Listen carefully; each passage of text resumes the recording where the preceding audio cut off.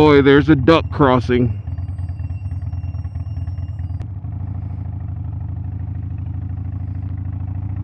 It's crazy how much people respect geese. All of these geese just crossed the road, and we all had to sit here and wait on it. That's crazy. I mean, I love animals. I definitely do not agree with running over an animal or pushing it out of its way, but it's just crazy how, like, geese know that for some reason. Like, any other animal would run across real fast. Geese just walk nice and slow. It's like they know that we bet not even think about hurting them. So this is the maiden voyage, for y'all anyway, of my 2006 Superglide. I'm gonna talk to y'all about my initial impressions on this motorcycle and how irritated I am that fool just pulled out slow as molasses right in front of me. But let's get this video going. We all know how much Sportsters vibrate, and they be talking about how Dynas vibrate. Look at them handlebars. Oh, I'm getting blown at. So what are my first impressions on picking up a 2006 Harley-Davidson Dyna Superglide, which is what this bike is? As you can see, I don't know if you can see it that clearly, the bike only got 8,554 miles on it currently. I bought it with 8,400 miles on it, but I've ridden it a few times. My biggest worry with picking up this bike was I didn't think the 88 cubic inch motor would be enough for me as far as performance, because I love a ton of performance, and I thought it was going to be extremely lacking in performance. But surprisingly, it doesn't really lack in a ton of performance. Now, it's no lowrider-esque, it's no performance motorcycle at all, but it will move my 230-pound butt along the road effortlessly with plenty of torque and power. Like, you're going to definitely feel more torque than you would in a car. I also wasn't sure if I would like the way these bikes handle, and it actually handles pretty good too. I don't like the handlebars at all. I feel like the handlebars suck because my wrist, I don't know if y'all can see that, it's like my wrists are bent out this way to control the bike, and I don't like the way that feels. So I've ordered some different handlebars that I'm gonna replace on here. But again, that's another good thing about owning a Dyna, whether it be older or up to the 2017 models when they stopped making them, is because there's so many parts out there. The aftermarket community is huge. It's like literally insane when it comes to Dyna.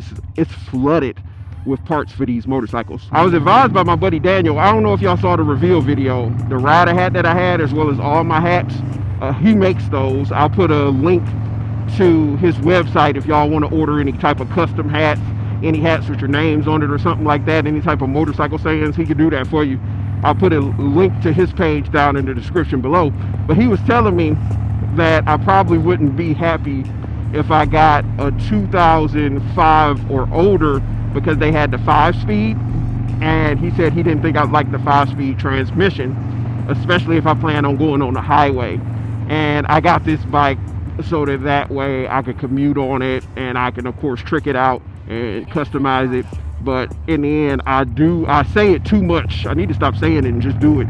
I do want to do some longer rides. Like, me and him are going to take a ride down to Myrtle Beach in October, and I'll be on this. And I like the fact that it has a bigger gas tank, so I won't have to stop as much to fuel up, and that it's a little bit more comfortable. Another thing I was weary about was if I was going to like mid controls and going to have to switch over to forwards immediately. And surprisingly, I do like the mid controls on this bike. It feels like it gives you more control over the motorcycle.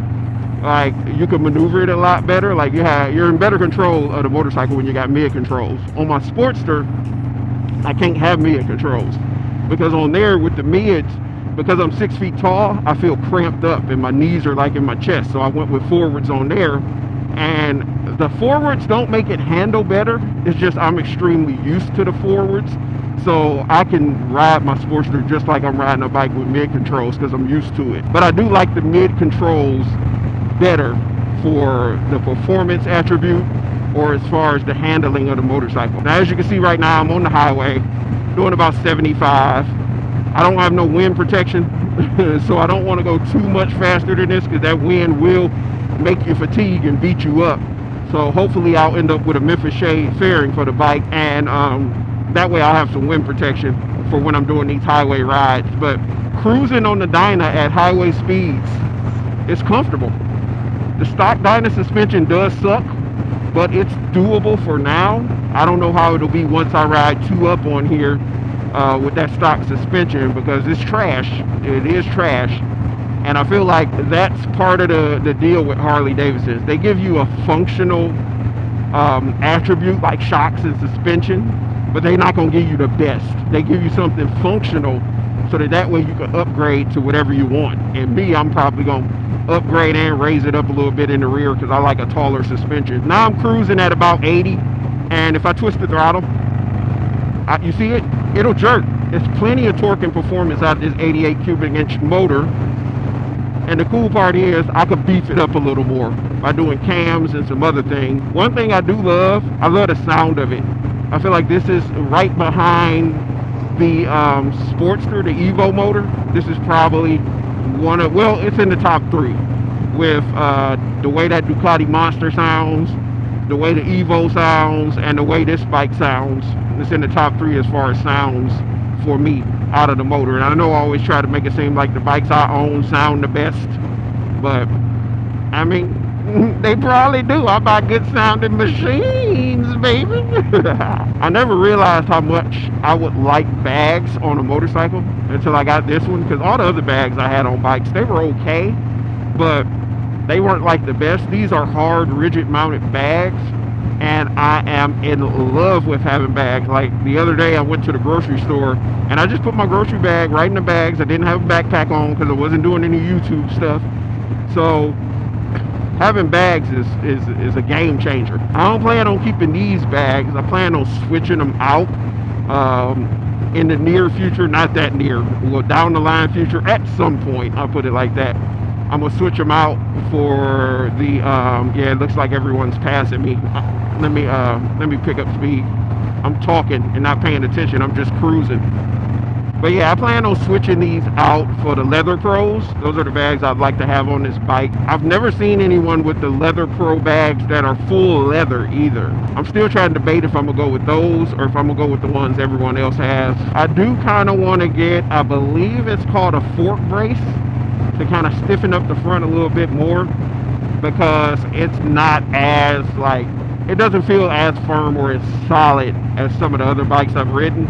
It doesn't feel loose, but it doesn't feel as, I guess, performance driven. And that's because originally these bikes weren't designed to be for performance. It's just people start turning them into performance bikes and Dynabros and jacking up the rear end and doing all this crazy stuff to them to turn these Harleys into performance. But think about it, in 2006 when this bike came out, this was not considered a performance motorcycle.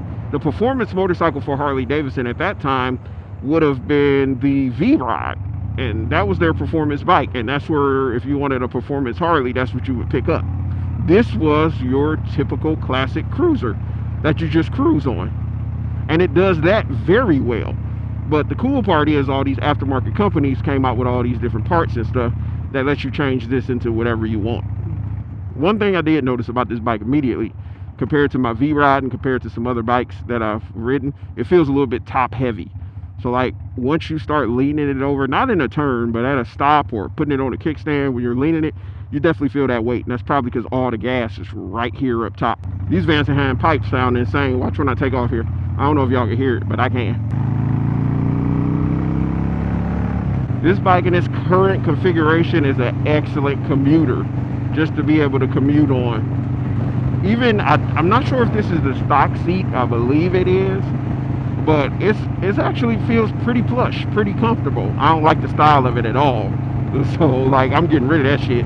Like, I do not like this seat at all, the styling of it. I'll probably keep it in case I want to go on some really long rides, just in case whatever aftermarket seat I buy isn't as comfortable as this one. If you didn't see my reveal video of this bike, I'll have it on the screen at the end of this video for y'all to go check it out, in case you want to see some more visuals of the bike versus me just riding it here. You'll see it for a second up here. I'm about to get off to run in here and get my green tea from Panera. I typically get a green tea every morning, not necessarily from this Panera, but I go to different Paneras because I got that little membership where you pay $10.99 a month and you get a drink from Panera every single hour. If y'all ain't doing that and y'all got a Panera nearby and y'all are like avid drinkers of coffee, green tea, or specialty drinks, y'all should get that. It saved me a ton of money from going to Dunkin' every morning like I used to do. Would you look at that? We got a Sportster up here, and I think that's a Road King. Yeah, that's definitely a Road King. That Road King look good too. Damn, I like that. I don't like the placement of the kickstand too much. It kind of wraps up behind the primary. I bring a little canister to get my tea. Last time I had a cup holder on the V-Ride and tried to get my tea, it shook out all over the place. I ain't doing that no more.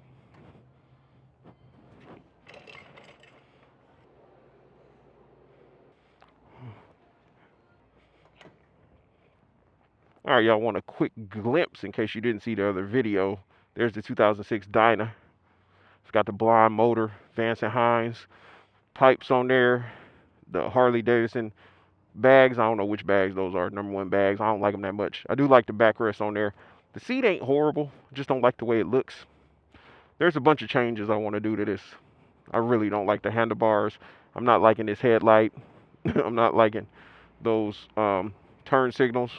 I mean, the turn signals are okay, but I prefer black lenses and LEDs. You know, just a few things. I don't think I ever disclosed how much I paid for this bike. I ain't gonna give y'all the exact amount, but put it like this. I paid under $6,000 for this motorcycle with only 8,400 miles on it in pristine condition. You can't beat that nowhere. That is a nice ass Road King, man. I've already gotten some compliments on this bike, like at least 2 so far, just from riding. Someone pulled up to me and said that's a nice bike. Not something I necessarily would have done. I wouldn't pull up on a bike that looked like this and say it's nice, because I myself don't feel like it's the best looking motorcycle. You know, it just looks okay right now. It's gonna look really good, but right now, in my mind, it's just you know, it looks all right. It kind of looks like an older gentleman's bike. Not to say I'm young, but it just, it got that older feel to me, just as far as the styling of it.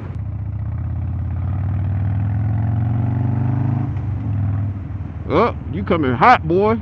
You gonna slow that ass down? But as far as how this bike rides, it rides good. Besides the fact that the suspension kind of sucks. Like I feel the bumps in the road on this thing. And I know some people are like, why didn't you get a soft tail? Soft tails do handle a lot better. They're better performance.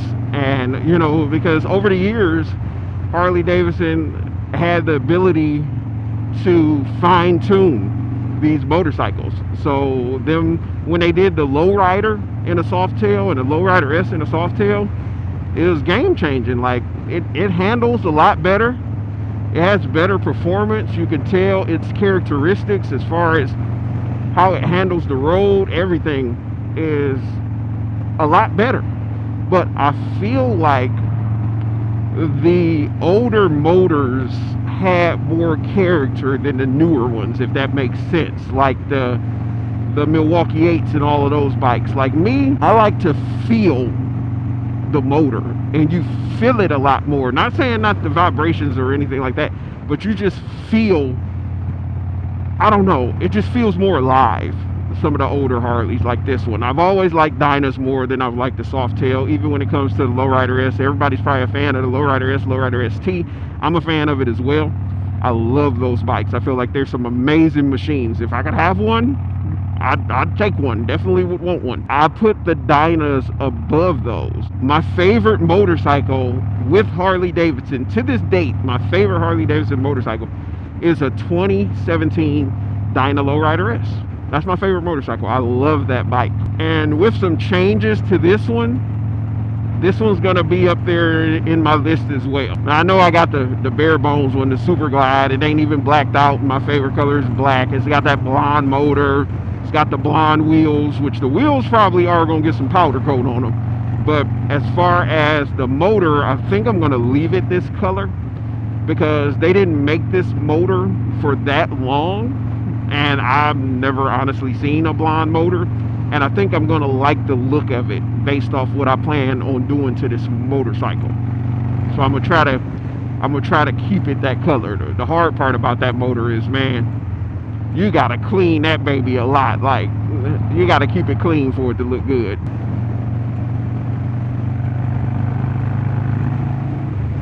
60 around that curve.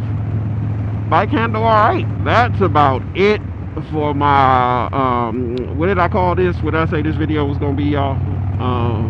The maiden voyage of my Dyna. Plenty of videos to come. Plenty of videos to come. I'm actually gonna get my website back up and running. I let it close, like the website's down right now because I wasn't utilizing it. So I basically put it on pause. It's still built. It's just not live. But I'm thinking about coming out, getting some new shirts on the site, some different things like that, because I got some really good ideas. I'll let y'all know when the site is up, and I'll show y'all the shirts that I got. But let me know, what do y'all think of the Dyna? Did I make a good choice in getting rid of the V-Rod and picking this baby up? I mean, I feel like I did.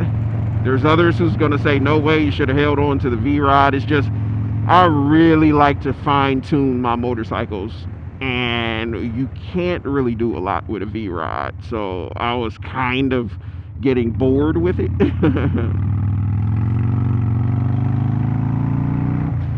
But yeah, if you're not subscribed to the channel, make sure you do so. Subscribe to the channel, like this video, help that algorithm, comment down below. Comment. That's the most important thing. Comments hit harder than a like.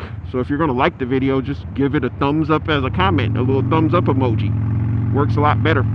Helps out the algorithm, help more people see my content, which of course I'm trying to grow. We're trying to grow here, trying to get that little growth spurt. But I'll check y'all out in that next one. Deuces, I love y'all. There go my kiss to y'all. I love y'all, babies. Yeah, you love me too? Oh yeah, me love you long time.